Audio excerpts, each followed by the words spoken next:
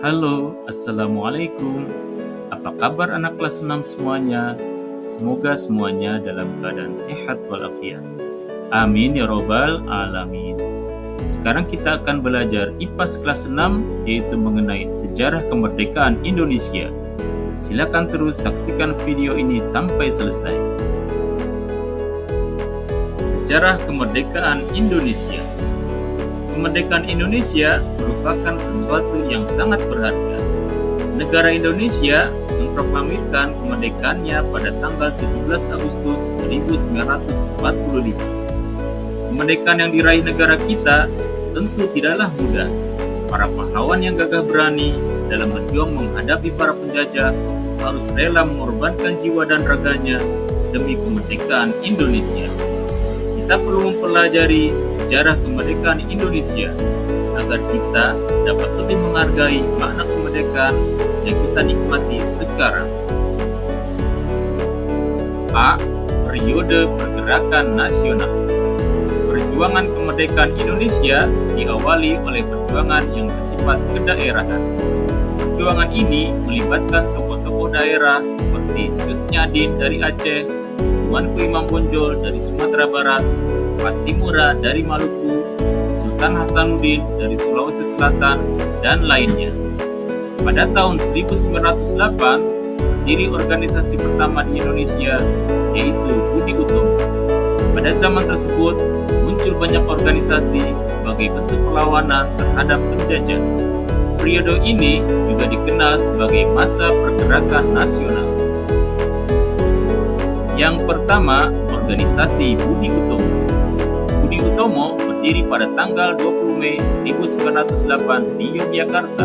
Pendirinya adalah Sutomo bersama dengan kelompok pelajar dari Stovia atau sekolah kedokteran yang didirikan pemerintah Belanda untuk masyarakat pribumi. Budi Utomo bertujuan untuk mengembangkan sektor pendidikan, kebudayaan, dan perekonomian bagi masyarakat Indonesia. Hari lahir berdirinya Budi Utomo diperingati sebagai Hari Kebangkitan Nasional. Yang kedua, organisasi Sarekat Dagang Islam atau SDI dan Sarekat Islam atau SI. Sarekat Dagang Islam atau SDI didirikan pada tanggal 16 Oktober 1905 oleh Kiai Haji Samanhudi. Awalnya, organisasi tersebut dibentuk dengan maksud untuk membangun kerjasama di antara pedagang Islam guna meningkatkan kesejahteraan pedagang Muslim pribumi di Indonesia. Kemudian pada tahun 1912, Sarekat Dagang Islam berubah menjadi Sarekat Islam karena tujuan organisasi yang semakin meluas. SI dipimpin oleh HOS Cokro Aminoto. SI kemudian berubah menjadi partai politik dan mengirimkan wakilnya ke Koksrat atau Dewan Rakyat. Yang ketiga, organisasi Indische Partij. Indische Partij berdiri pada tanggal 25 Desember 1912 di Bandung. Tokoh-tokoh pendirinya dikenal dengan sebutan 3 serangkai, yaitu Douwes Dekker, R.M. Suwardi Suryaningrat atau Ki Hajar Dewantara, dan Dr. Cipto Mangunkusumo. Beberapa tujuan Indische Partij antara lain memperlakukan semua orang dengan adil tanpa memandang ras, memperbaiki kondisi ekonomi rakyat pribumi, dan menggalang persatuan masyarakat. Dan yang keempat, organisasi Kongres Pemuda. Kongres Pemuda atau Pertemuan Pemuda adalah pertemuan yang diikuti oleh seluruh organisasi pemuda saat itu seperti Jong Java, Jong Sumatera, Jong Betawi, dan lainnya. Kongres Pemuda pernah dilakukan 2 kali di Batavia atau Jakarta. Yang pertama tanggal 30 April sampai 2 Mei 1928 dan kedua tanggal 27 sampai 28 Oktober 1928. Kongres Pemuda II bertujuan untuk memperkuat rasa persatuan dan kebangsaan Indonesia. Kongres tersebut menghasilkan Sumpah Pemuda. Tanggal 28 Oktober 1928 kita peringati sebagai Hari Sumpah Pemuda. Sumpah Pemuda. Kami putra dan putri Indonesia mengaku bertumpah darah yang satu, tanah Indonesia. kami putra dan putri Indonesia, mengaku berbangsa yang satu, bangsa Indonesia.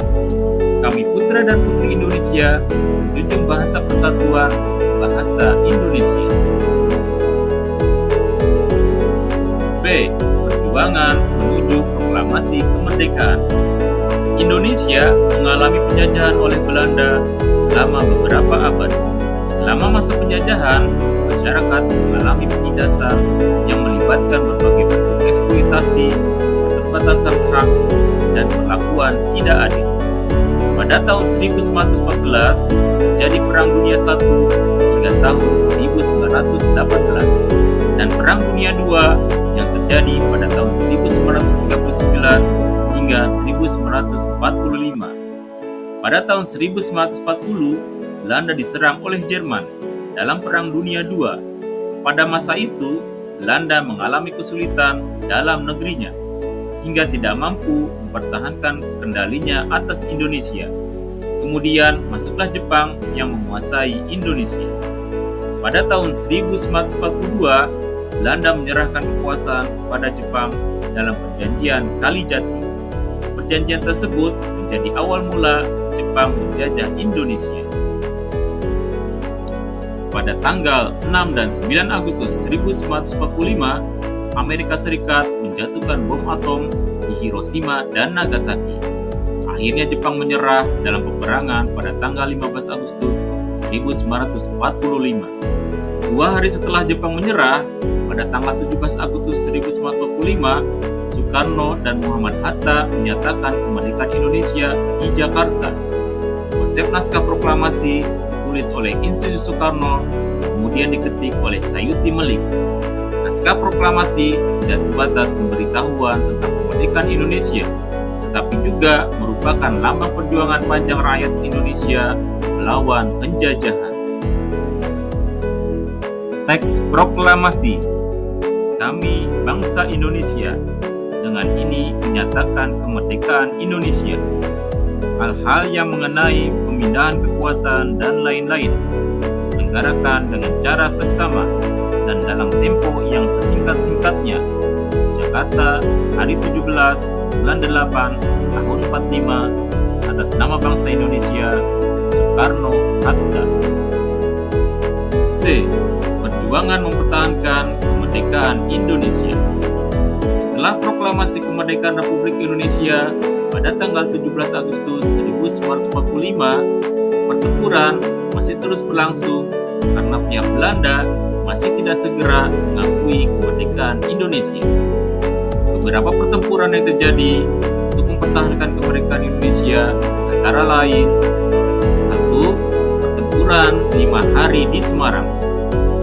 Pertempuran berlangsung dari 15 sampai 20 Oktober 1945. Pertempuran tersebut melibatkan Tentara Keamanan Rakyat atau TKR dan pemuda melawan pasukan Jepang. Pertempuran berakhir setelah perundingan antara Indonesia dan Jepang. Sebagai penghargaan, didirikan Monumen Tugu Muda dan nama Karyadi diabadikan menjadi nama rumah sakit di Semarang. 2. Pertempuran Surabaya. Pertempuran Surabaya terjadi pada tanggal 10 November 1945 di Surabaya. Pertempuran tersebut melibatkan pasukan Indonesia terhadap tentara Inggris yang datang sebagai pasukan sekutu. Pasukan sekutu bertugas membantu Belanda yang mencoba menguasai kembali wilayah Indonesia. Pemimpin tentara sekutu, Brigadir Malabi, tewas oleh pejuang Indonesia. Bung Tomo, salah satu tokoh pejuang dari Surabaya, memberikan semangat kepada masyarakat untuk mempertahankan kemerdekaan Indonesia. Pertempuran Surabaya disebut pertempuran terbesar setelah proklamasi karena ada sekitar 6.000 sampai 20.000 korban jiwa dari pihak Indonesia dan 200.000 dari rakyat sipil. Sementara korban jiwa di pihak sekutu sebanyak 1.500 orang. Untuk itu, setiap tanggal 10 November kita peringati sebagai Hari Pahlawan. 3. Pertempuran Medan Area. Pertempuran Medan Area terjadi pada tanggal 13 Oktober 1945 sampai April 1946 di Medan, Sumatera Utara. Pertempuran tersebut melibatkan pasukan Indonesia dengan pasukan sekutu dalam upaya Belanda untuk merebut kembali wilayah Sumatera Utara. Pertempuran ini berakhir dengan kemenangan Belanda. 4. Pertempuran Bandung Lautan Api. Pertempuran Bandung Lautan Api terjadi pada tanggal 23 Maret 1946 di Kota Bandung, Jawa Barat. Pertempuran terjadi antara pasukan Indonesia dengan pasukan sekutu. Karena merasa senjata dan prajurit Indonesia tidak akan mampu melawan pasukan sekutu, Bandung sengaja dibumi hanguskan oleh Tentara Republik Indonesia atau TRI dan masyarakat. Kota Bandung dipenuhi kabut hitam hingga membumbung tinggi di udara. 5. Agresi militer Belanda I. Agresi militer Belanda I dimulai pada tanggal 21 Juli 1947. Belanda melakukan agresi militer I dengan tujuan merebut daerah-daerah yang telah dikuasai oleh Indonesia. Pemerintah Indonesia melaporkan agresi militer I kepada Perserikatan Bangsa-Bangsa atau PBB. Dewan Keamanan PBB lantas mengeluarkan resolusi pada 1 Agustus 1947 dan mendesak Belanda menghentikan agresi militer. Belanda pun menerima resolusi itu dan menghentikan pertempuran pada tanggal 5 Agustus 1947. Dan 6. Agresi militer Belanda II. Belanda melakukan agresi militer II pada tanggal 19 Desember 1948. Agresi ini lebih besar dari agresi militer I. Belanda berhasil mengambil alih kota Yogyakarta yang waktu itu menjadi ibu kota sementara Indonesia. Akibat keberhasilan Belanda mengambil alih kota Yogyakarta, dibentuklah pemerintah darurat Republik Indonesia di Sumatera yang dipimpin oleh Syafruddin Prawira Negara. D. Perjuangan mempertahankan kemerdekaan melalui diplomasi. Selain berjuang di medan perang untuk mempertahankan kemerdekaan Republik Indonesia, para tokoh bangsa juga berjuang melalui diplomasi. Berikut beberapa perjanjian atau perundingan yang dilakukan oleh para pejuang Indonesia. Yang pertama adalah Perundingan Linggarjati. Perundingan Linggarjati berlangsung pada tanggal 11 sampai 15 November 1946 di Desa Linggarjati, Kabupaten Kuningan, Jawa Barat. Indonesia diwakili oleh Sultan Syahrir, sedangkan Belanda diwakili oleh Profesor Sermerhon, menjadi penengahnya yaitu Lord Killen. Tujuan utama dari Perjanjian Linggarjati adalah untuk mencapai pengakuan kemerdekaan Indonesia dari Belanda. Yang kedua adalah Perundingan Renville. Perundingan Renville terjadi pada tanggal 8 Desember 1947 hingga 17 Januari 1948. Perundingan ini dilaksanakan di atas kapal perang Amerika Serikat USS Renville. Isinya mencakup pengakuan Belanda terhadap Jawa Tengah, Yogyakarta, dan Sumatera sebagai bagian wilayah Republik Indonesia. Yang ketiga adalah Perundingan Rumroyen. Perundingan Rumroyen pada tanggal 17 April 1949 dan ditandatangani pada tanggal 7 Mei 1949 di Hotel Des Indes, Jakarta. Nama perundingan diambil dari kedua pemimpin delegasi, yaitu Muhammad Rum dari Indonesia dan Herman van Royen dari Belanda. Hasil dari perundingan Rumroyen yaitu pemerintah RI termasuk para pemimpin yang ditawan akan dikembalikan ke Yogyakarta dan kedua pihak sepakat untuk melaksanakan konferensi meja bundar atau KMB di Den Haag, Belanda. Yang keempat, Konferensi Inter-Indonesia. Konferensi Inter-Indonesia diadakan di Yogyakarta. Tujuan dari konferensi ini adalah untuk membentuk suatu negara yang disebut sebagai negara serikat. Dalam negara serikat ini terdapat pemerintah pusat, pemerintah provinsi, dan daerah. Pada konferensi ini tercapai 5 kesepakatan penting, yaitu 1. negara yang terbentuk akan diberi nama Republik Indonesia Serikat. 2. Bendera kebangsaan adalah merah putih. 3. Lagu kebangsaan adalah Indonesia Raya. 4. Bahasa nasional adalah bahasa Indonesia. Dan 5. Tanggal 17 Agustus ditetapkan sebagai Hari Kemerdekaan. Dan yang kelima adalah Konferensi Meja Bundar. Konferensi Meja Bundar atau KMB dilaksanakan di Den Haag, Belanda pada tanggal 23 Agustus hingga 2 November 1949. Dengan perundingan tersebut, Indonesia diakui sebagai negara yang merdeka dan berdaulat. KMB berlangsung cukup lama karena ada beberapa masalah yang dirundingkan, seperti pembahasan mengenai Uni Indonesia Belanda, ganti rugi Belanda selama agresi militer, dan masalah Irian Barat. Cara menghargai sejarah kemerdekaan Indonesia. 1. Memahami sejarah perjuangan kemerdekaan Indonesia, termasuk kisah pahlawan dan perjuangan yang mereka hadapi. 2. Aktif dalam kegiatan yang memupuk semangat cinta tanah air, seperti upacara bendera dan peringatan hari bersejarah.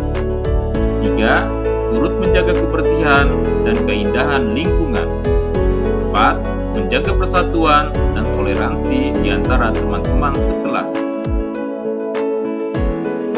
5. Aktif dalam pembelajaran dan pengembangan diri agar kita dapat menjadi pelajar yang cerdas dan memberikan kontribusi positif pada masa depan bangsa Indonesia. Dan 6. Melakukan sikap saling menghormati dan menghargai baik di sekolah maupun di lingkungan tempat tinggal. Oke anak-anakku semua, demikian pembelajaran kita kali ini mengenai sejarah kemerdekaan Indonesia. Terima kasih telah menonton video ini sampai selesai. Jangan lupa untuk like, share, komen, dan subscribe Amir Arabi Channel ya. Oke, sekian. Wassalamualaikum.